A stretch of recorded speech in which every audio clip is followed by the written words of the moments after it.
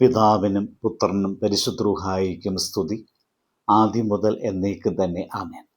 ഇന്ന് ജൂലൈ 6 തിങ്കൾ. 2 ശമൂവേൽ 5-ാം അധ്യായം 10-ാമത്തെ വാക്യം.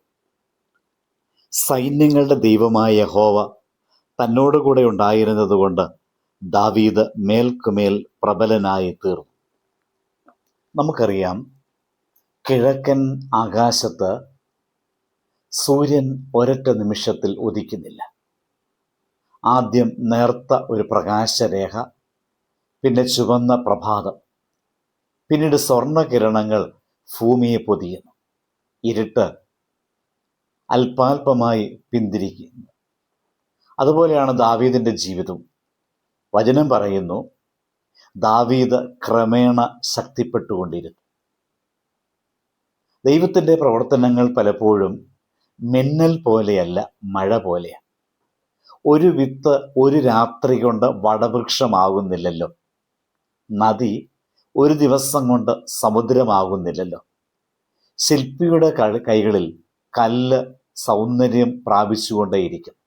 അതുപോലെ ദൈവത്തിൻ്റെ കരങ്ങളിൽ മനുഷ്യനും ഓരോ അനുഭവങ്ങളിലൂടെ രൂപാന്തരപ്പെടും. ദാവീദ് രാജകൊട്ടാരത്തിൽ വളർന്നവനല്ല. മരുഭൂമിയിലെ കാറ്റിനോടും മലഞ്ചെരിവുകളുടെ നിശബ്ദതയോടും സംസാരിച്ച ഇടയനായിരുന്നു. അവൻ്റെ സംഗീതം ആദ്യം കേട്ടത് ആടുകളായിരുന്നു.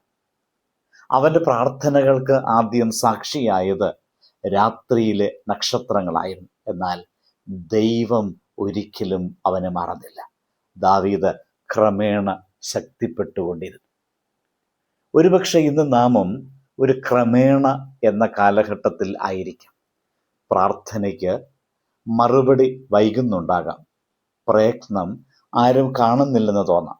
ജീവിതം ഗുഹയുടെ ഇരുട്ടിലാണെന്ന് അനുഭവപ്പെടാം. എന്നാൽ നിരാശപ്പെടരുത്.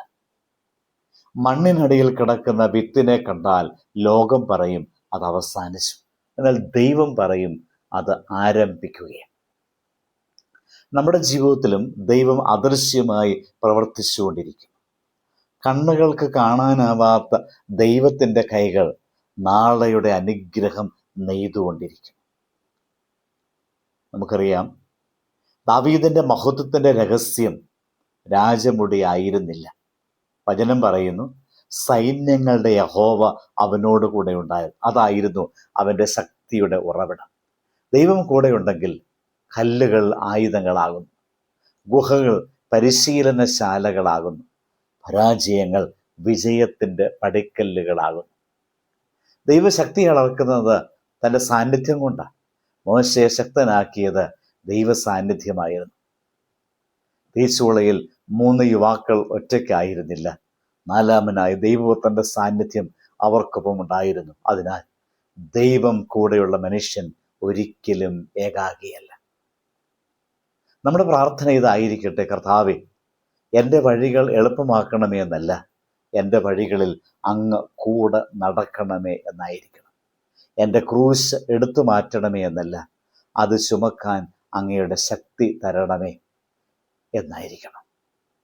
കൊടുങ്കാറ്റിനുള്ളിൽ ദൈവത്തിൻ്റെ ശബ്ദം കേൾക്കാൻ എന്നെ പഠിപ്പിക്കണമേ എന്ന് നമുക്ക് പ്രാർത്ഥിക്കാം. അതിനാൽ നമ്മുടെ വചനം നമ്മോട് പറയുകയാണ്, ഞാൻ ക്രമേണ ശക്തിപ്പെട്ടുകൊണ്ടിരിക്കുന്നു എന്ന അനുഭവം നമുക്കുണ്ടാകണം. കാരണം എൻ്റെ കൂടെയുള്ളത് എൻ്റെ ദൈവമാണ്. സൈന്യങ്ങളുടെ യഹോവ എൻ്റെ കൂടെയുണ്ട്.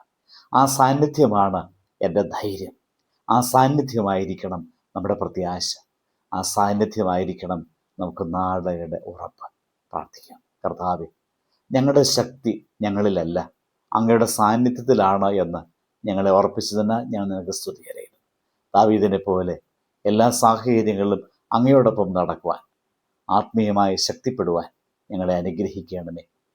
ഞങ്ങളുടെ ജീവിതം അങ്ങയുടെ മഹത്വത്തിന് സാക്ഷിയായി തീരട്ടെ. ആമേൻ. ദൈവം അനുഗ്രഹിക്കട്ടെ.